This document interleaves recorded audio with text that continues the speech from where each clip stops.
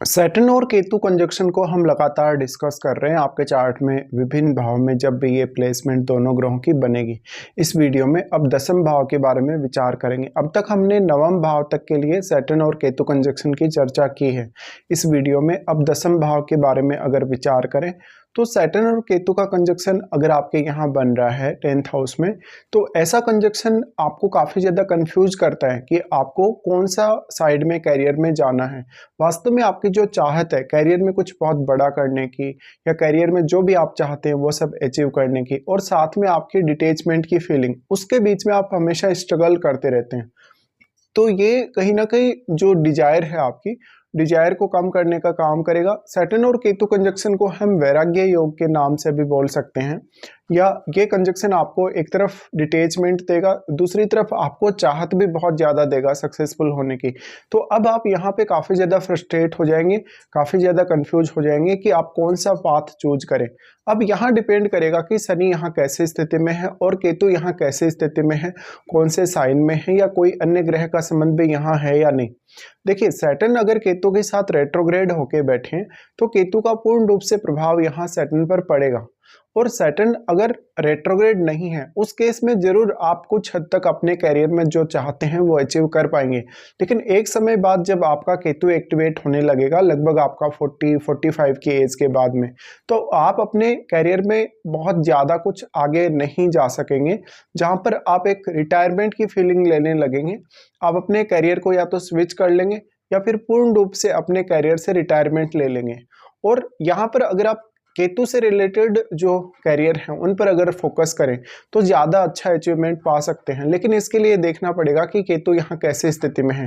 मान लो अगर यहाँ पे केतु धनु राशि में है, मीन राशि में है, या स्कॉर्पियो में भी है अगर, या मान लो एरीज के अलावा कहीं ना कहीं अगर केतु आपका कैंसर साइन में बैठा है, तो इस बात की संभावना बहुत ज़्यादा है कि आप केतु से रिलेटेड अगर प्रोफेशन को चुनते हैं तो ज़्यादा बेटर कर पाएंगे। तो केतु से रिलेटेड आप अगर जैसे हीलिंग के फील्ड में हैं, अकल्ट के फील्ड में हैं, स्पिरिचुअलिटी के फील्ड में हैं, या कोई भी धार्मिक फील्ड में आप काम कर रहे हैं, तो ऐसा केतु आपको काफ़ी आगे बढ़ा सकता है। बट केतु एक समय बाद आपको डिटैचमेंट फिर भी देगा ही, क्योंकि वो उसकी प्रवृत्ति है। अब यहाँ देखिएगा कि शनि आपके चार्ट में कौन कौन से भाव को रिप्रेजेंट कर रहे हैं। आपके चार्ट में शनि जिन भाव को रिप्रेजेंट कर रहे हैं उन भाव से अब आपको कोई विशेष हेल्प नहीं मिलने वाला। अगर शनि मान लो आपका बहुत ज़्यादा स्ट्रांग है और अगर यहाँ वक्री नहीं है वो, तो आप 30-35 की एज तक बहुत ही ज़्यादा मेहनत करेंगे अपने कैरियर में, और फिर इस बात की संभावना है कि कुछ हद तक आप वो सब पा भी लेंगे।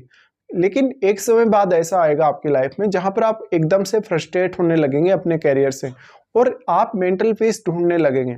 अब आपका जो कि 4th हाउस में राहु स्थित है, तो उधर भी आपको वो काफ़ी ज़्यादा ऑब्सेशन दे रहा है राहु 4th हाउस में होने से, और वो आपको भौतिक सुख सुविधाओं की तरफ लेकर जा रहा है, लग्जरी की तरफ लेकर जा रहा है, इवन विदेश यात्रा या विदेश सेटलमेंट की तरफ लेकर जा रहा है। लेकिन एक समय बाद आप ये जरूर रियलाइज कर पाएंगे कि वास्तव में जिस तरफ आप दौड़ रहे हैं, जिस तरफ आप जा रहे हैं, वास्तव में वो पाथ आपके लिए है ही नहीं, बल्कि आपको स्पिरिचुअलिटी की तरफ जाना है, बल्कि आपको एकाकीपन देखना है, आपको स्वयं को यहाँ ज़्यादा से ज़्यादा समय देना है, ये सब। अब अगर मान लो यहाँ पे सैटर्न केतु का जो कंजक्शन है, इसमें से आपको किसी की भी अगर महादशा आ जाती है तो इनका जो प्रभाव है आपको और भी ज़्यादा स्ट्रांगली देखने को मिलेगा। बट सैटर्न के यहाँ रेट्रोग्रेड होने के केस में पूर्ण रूप से इस बात की संभावना बन जाएगी कि इवन आप 30 या 35 की एज से पहले भी अपने कैरियर में कहीं ना कहीं या तो कन्फ्यूज हो जाएंगे बहुत ज़्यादा, या तो आपका कैरियर ठीक से बन ही नहीं पाएगा, या अगर कैरियर ठीक से बन भी गया तो आप उसको आगे नहीं बढ़ा सकेंगे। तो यहाँ सबसे बड़ी प्रॉब्लम यही आती है कि आप कौन सा कैरियर पाथ चुने, कौन सी साइड में आप आगे बढ़ें। यहाँ पे आपको आपके बॉस या आपके कलीग्स के साथ भी रिलेशनशिप में बहुत ज़्यादा दिक्कतें आएंगी, तो उनके साथ आपकी अंडरस्टैंडिंग डिस्टर्ब हो सकती है, उनके साथ आपका व्यवहार और बाकी चीज़ें काफ़ी डिस्टर्बेंस वाली रह सकती हैं। अब यहाँ पे किसी भी अन्य ग्रह का प्रभाव है या नहीं, क्योंकि राहु का दृष्टि यहाँ ऑलरेडी है, तो राहु एक तरफ आपको वो लग्जरी की तरफ, भौतिक सुख सुविधाओं की तरफ खींच रहा है, दूसरी तरफ ये कंजक्शन आपको वैराग्य की तरफ लेकर जा रहा है।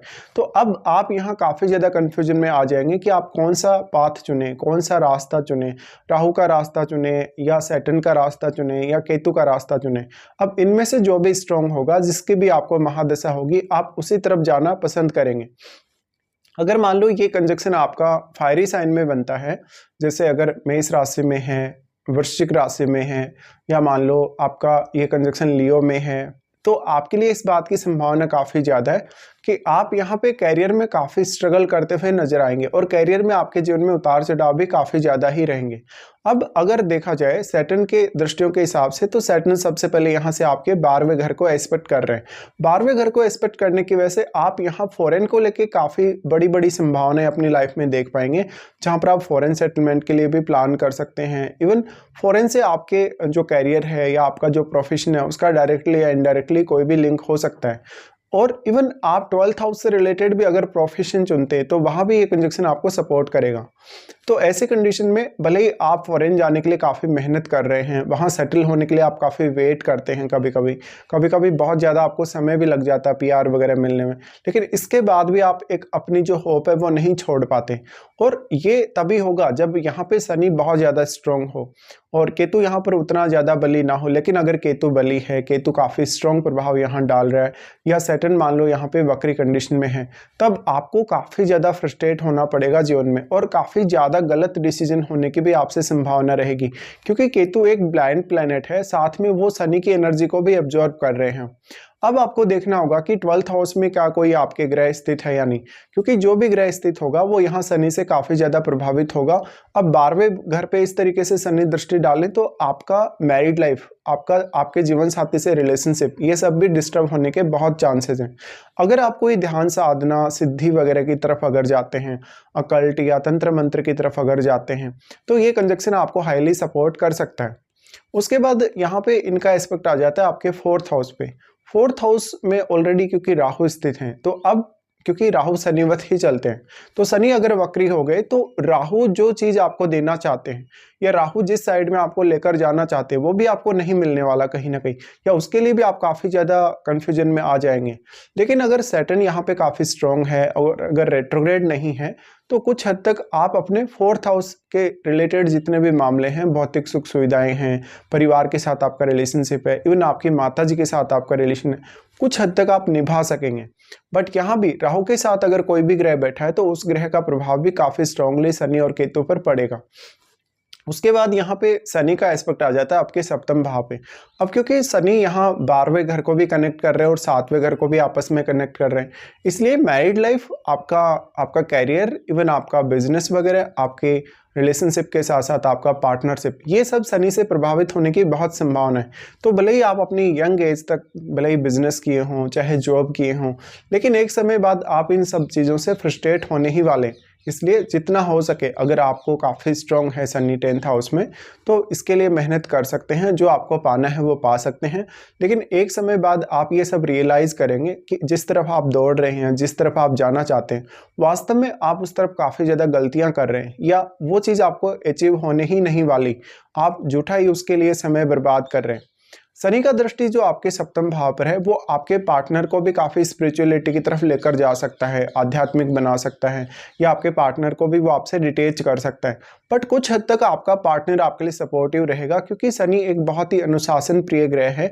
तो हो सकता है मैरिज के लगभग 4-5 साल तक या इवन 8-10 साल तक आपका जीवन साथी भी आपके कैरियर में एक बहुत इंपॉर्टेंट रोल निभाएगा। शनि यहाँ अब 7वें घर पे दृष्टि डाल रहे, तो इससे आपका नेम फेम, आपकी प्रसिद्धि या आपका मान सम्मान काफ़ी हद तक प्रभावित हो सकता है।